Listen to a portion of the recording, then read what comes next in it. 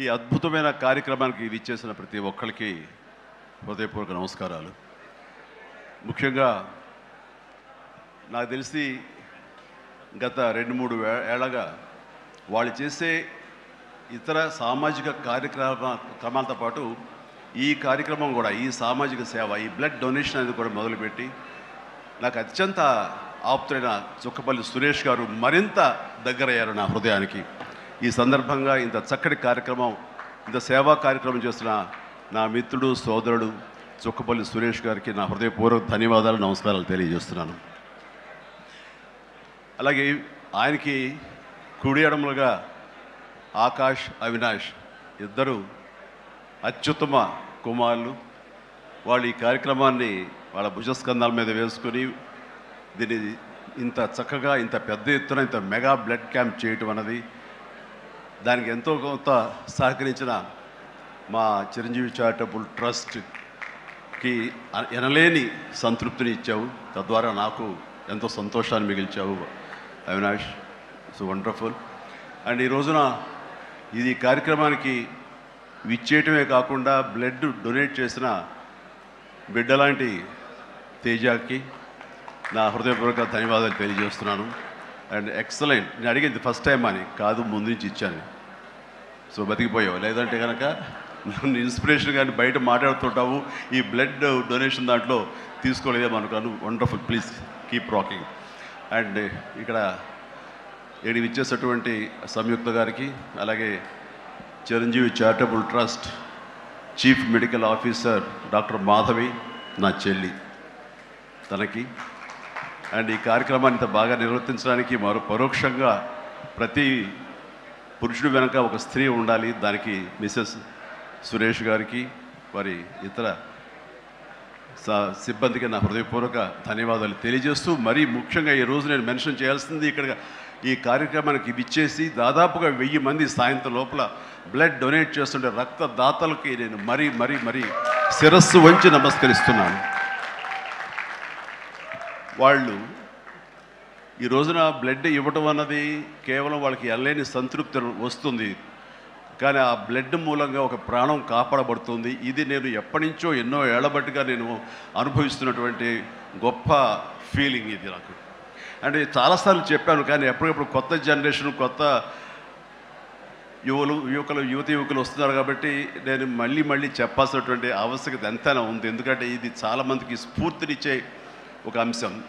ఈ చెప్పబోయే ఈ విషయం ముఖ్యంగా ఒక జర్నలిస్టు సోదరుడికి నేను ఆజన్మాంతరం రుణపడి ఉంటాను. నన్ను థాట్ ప్రవోక్ చేసి నన్ను ఇన్స్పైర్ చేసినటువంటి ఆ ఒక మ్యాగజైన్ సంబంధించిన ఒక జర్నలిస్ట్ రాసిన ఒక రైటప్ నాలో ఈ స్పృహ నాకు వచ్చేలాగా, నేను ఈ బ్లడ్ డొనేషన్ వైపు డ్రైవ్ అయ్యేలాగా ఆ ఆర్టికల్ నాకు ఎంతో దోహదపడింది. సో ఆ రాసిన మనిషి ఎవరో ఏమిటో నేను మళ్ళీ ఎప్పుడు కలవలేదు, కానీ ప్రతిసారి అతను తలుచుకుంటూనే ఉంటాను. ఈ సందర్భం కూడా అతనికి నా హృదయపూర్వక ధన్యవాదాలు తెలియజేస్తాను ఆ జర్నలిస్ట్ సోదరుడికి. ఎందుకంటే మా అందరికీ సేవ చేయాలని ఉంటుంది, కానీ ఎలా చేయాలో తెలియనటువంటి ఒక డోలాయమాన పరిస్థితితో లేదా తొయ్యుకో ఉన్నప్పుడు మీలాంటి వాళ్ళు మాకు ఆ స్ఫూర్తినిచ్చి మాకు డ్రైవ్ చేస్తే కనుక నిజంగా అది పెద్ద మీరు సహాయం చేసినట్లు. అలాగా ఒక 27 సంవత్సరాల క్రితం బ్లడ్ దొరకక అనేక మంది ప్రాణాలు కోల్పోతున్నారు. అది ప్రసవం సమయంలో కానివ్వండి, అయితే ఈ యాక్సిడెంట్ సమయంలో కానివ్వండి, అలాగే తలసీమ వ్యాధిగ్రస్తులు కానివ్వండి, క్యాన్సర్ పేషెంట్స్ కానివ్వండి, ఇలాగ రకరకాల వ్యాధిగ్రస్తులు చనిపోతున్నారు అని తెలిసిన తర్వాత బ్లడ్ దొరకదా, బ్లడ్ ఇవ్వరా, ఎంతమంది ఉన్నారు, ఎందుకు ఇవ్వలేరు అన్న థాటు నన్ను ఎప్పుడు తొలుస్తూ ఉండేదన్నమాట.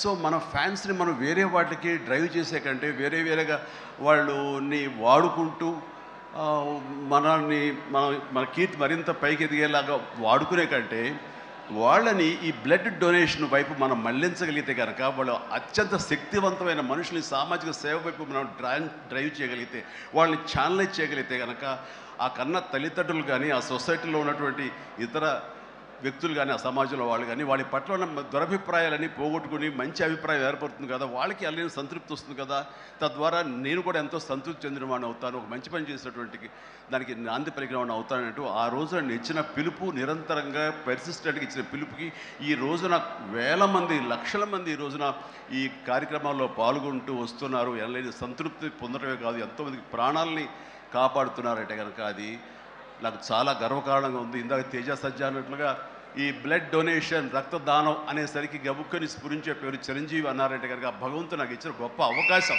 ఇలాగా ప్రతి ఒక్కరి మధ్యలో రక్తదానం అనేసరికి నా పేరు వాళ్ళ స్ఫురణకు రావడం, నేను గుర్తు రావడం అనేది నేను ఎన్నో జన్మలు చేసిన పుణ్యఫలంగా నేను భావిస్తున్నాను. దానికి థ్యాంక్ యూ ప్రతి ఒక్కరికి.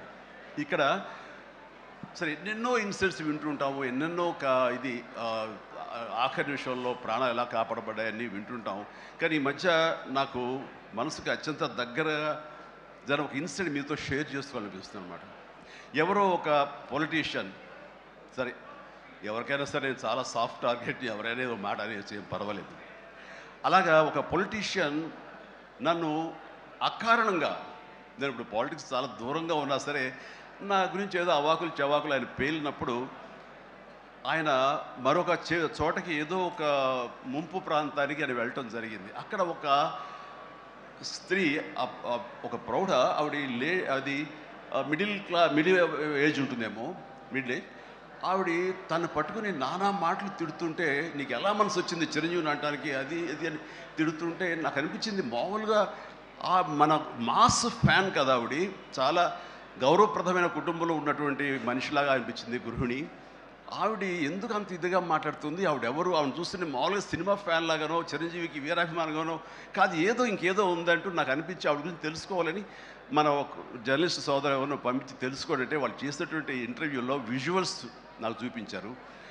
ఏంటమ్మా అంత ఇదిగా ఆయనకి వీరాభిమానం అంటే, అభిమానం సినిమాభిమానం కాదయ్యా, ఆయన వ్యక్తిత్వానికి అభిమానం అంటే చెప్పినప్పుడు నా మనసు టచ్ అయింది. ఏంటమ్మా అంత ఇదిగా ఏంటమ్మా ఆయన మీకు ఏమైనా సహాయం చేశాడు, ఏం చేస్తాడు, సహాయం చేయటువంటి అయ్యా, నా బిడ్డ ప్రాణాలను కాపాడాడు అని అన్నప్పుడు, ఏ విధంగా ఏంటి అని అన్నప్పుడు, నా బిడ్డకి రాజమండ్రిలో దగ్గర ఒక పల్లెటూరుది, రాజమండ్రిలో కానీ కాకినాడలో కానీ నా బిడ్డకి ప్లేట్లెట్స్, డెంగ్యూ వచ్చేసి ప్లేట్లెట్స్ బాగా డౌన్ అయినప్పుడు వితిన్ అవర్స్ నా బిడ్డ కనుక ప్లేట్లెట్స్ సమయానికి అందకపోయి ఉంటే కనుక వాడు ఏమైపోయాడు, పాటిగా దూరం అయిపోయేవాడు. అంటే ఒక 8 ఏళ్ల బాలుని అబ్బాయిని పిలిచి పక్కన కూర్చోబెట్టుకుని ఆ తల్లి చెప్తోంది, మరి ఎవరో చెప్పారు చిరంజీవికి ఫోన్ చేయపోయావమ్మని. నేనేంటి చిరంజీవి ఫోన్ చేయటువంటి, ఎక్కడ నుంచి చేయగలను, ఆయన ఎక్కడో ఉంటాడు, ఎలా చేయాలి ఫోన్ అని తెలియని పరిస్థితుల్లో, లేదమ్మా బ్లడ్ బ్యాంక్ చేయి, వాళ్ళు ఖచ్చితంగా ఎత్తుతారు ఫోను, నీకు కావాలి సహాయం చేస్తారంటే, వాడు గంటల్లో కావాలి, అది ఎక్కడో ఉంది హైదరాబాద్లో, ఎలాగొస్తుందో అనుకున్నాను. కానీ అయినా సరే ఎక్కడో ఆశ చావక ఫోన్ చేయడం జరిగింది. ఫోన్ చేసిన తర్వాత అక్కడ స్పందించి అక్కడ సిబ్బంది వెంటనే రాజమండ్రి పరిసర ప్రాంతాల్లో ఉన్న అభిమానులు, ఆ బ్లడ్ గ్రూప్ ఎవరికైతే ఉందో అభిమానుల్ని వెంటనే పంపించేయడం ఏంటి, అవర్స్లో వాళ్ళు హాస్పిటల్కి, నియరెస్ట్ హాస్పిటల్కి వెళ్ళి బ్లడ్ ఇవ్వటం ఏంటి, దాని నుంచి ప్లేట్లెట్స్ వేరు చేయటువంటి, ఆ బిడ్డకి ఎక్కించడం ఏంటి, తెల్లారిసరికి ఆ బిడ్డ మళ్ళీ తిరిగి ఎంతో ప్రాణాలతో బతికాడు. ఇది ఈడనయ్యేవాడు. ఆయన కనుక సమయానికి చేయకపోయి ఉంటే నా బిడ్డ ఏమైపోయాడు. అలాంటి మనుషుల ఈ తుచ్చులు నీచులు కలిసిందని మాట్లాడతారు. వాడిని నాకు సరిపోలేదు, దగ్గరికి వెళ్ళి ఉంటే ఏమి చేసేదాన్ని అని చెప్పేసి అప్పుడు అంటుంటే చాలామంది అంటారు, ఏమని మిమ్మల్ని ఇలా అటాక్ చేస్తుంటారు సోషల్ మీడియాలో మాట్లాడుతుంటారు, మీరేం మాట్లాడరు ఏంటని. నాకు నేను చేసినటువంటి మంచి కార్యక్రమాలు, నేను పొందినటువంటి ప్రేమ, అభిమానం, ఇదే నాకు రక్షణ కవచం. నేను మాట్లాడక్కర్లా, నేను చేసుకున్న మంచి మాట్లాడుతున్నట్టు నేను అలాగే అంటుంటాను, ఇది సత్యం. సో ఆ తర్వాత మళ్ళీ ఆ సదరు రాజకీయ నాయకుడు మళ్ళీ ఎక్కడా మాట్లాడేది నాకైతే వినపడలేదు. అంటే వాళ్ళకు కూడా మనసు ఉంటుంది కదా, వాళ్ళకి ఒక అంతరాత్మ ఉంటుంది కదా, వాళ్ళకి తెలుసు. ఇంటికి వెళ్ళేసరికి ఆయన అంతరాత్మ చెప్పబోయిన ఇంట్లో వైఫ్ అని చెప్పుద్ది, ఏంటి చెప్పు నోరు అని. సో ఇలా ఉంటుంది అన్నట్టు వాళ్ళ ఇది. సో మనం మాట్లాడక్కర్లేదు, మనం చేసుకుంటూ వెళ్ళిపోతూ ఉంటే కనుక ఎవరైతే ఇలాంటి రాతలు కానీ చేతలు కానీ మాటలు అంటారో వాళ్ళకి అదే సమాధానం. అందుకని నేను ఎప్పుడు దేనికి స్పందించను, అవసరం నాకు లేదు. మంచి చేసుకెళ్ళిపోవటమే, ఇలా మంచి చేసేటువంటి మాలాంటి తమ్ముళ్ళకి నేను సహాయంగా నేను ఉండటమే తప్ప ఇంకోటేం కాదు. అండ్ అనుకూలమైన ఇక థ్యాంక్ యూ. అండ్ ఈ రోజున ఎక్కడ ఇతర దేశాల్లో ఉన్న అభిమానులు కూడాను నా మాటని స్ఫూర్తిగా తీసుకుని వాళ్ళు ఆయా ప్రాంతాల్లో వాళ్ళు బ్లడ్ డొనేషన్స్ చేస్తూ ఈ రోజున నా పేరు, నాకు మంచి పేరు, మరింత మంచి పేరు వచ్చేలాగా నేను గర్వపడే విధంగా వాళ్ళు చేసేటువంటి బెడ్ డ్రైవ్స్కి వాళ్ళు ఎక్కడో సరే, ఏ ప్రాంతంలో ఉన్నా సరే, ప్రతి ఒక్కరికి నేను ఎప్పుడు కృతజ్ఞతతోటి నేను నా మనస్ఫూర్తిగా నా అభినందనలు తెలియజేస్తూ ఉంటాను. నాకు ఈ అవకాశం ఇచ్చారు ఇక్కడికి రావడానికి, మా బ్రదర్కి. ఆయన చేసిన కార్యక్రమాలు ఎన్నెన్నో చూస్తూనే ఉన్నాము. అండ్ దానికి ధీటుగా ఎవరు నిలబడలేరు. అలాగే నిరంతరంగా వాళ్ళ నాన్నగారికి నివాళులు అర్పించే విధంగా ఇది సెంటనరీ ఇయర్.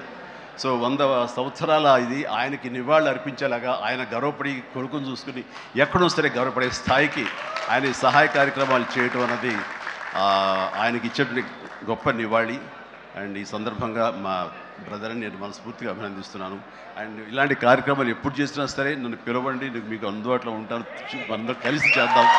అండ్ ఫ్యూచర్లో మీరు ఎక్కడ ఏం చేసినా సరే మంచి కార్యక్రమాలు నాకు అవకాశం ఇవ్వండి, మీతోనే ఉంటారు. And thank you everybody. నమస్తే, థ్యాంక్ యూ. అంకుల్, డాడీకి మీరు సర్టిఫికేట్ ఇస్తారా? ఓకే. అండ్ నెక్స్ట్ ఇంకొక 4 సర్టిఫికెట్స్ ఉండడం జరిగింది. సో మధుమతి చుక్కపల్లి గారిని వేదిక మీద జాయిన్ అవ్వాల్సిందిగా రిక్వెస్ట్ చేస్తున్నాం. అండ్ తేజ సజ్జా గారిని సర్టిఫికెట్ అందజేయవలసిందిగా రిక్వెస్ట్ చేస్తున్నాం. వి రిక్వెస్ట్ చుక్కపల్లి మధుమతి గారు అండ్ తేజ సజ్జా గారిని అండ్ అలానే చిరంజీవి గారిని సర్టిఫికెట్ అందించవలసిందిగా రిక్వెస్ట్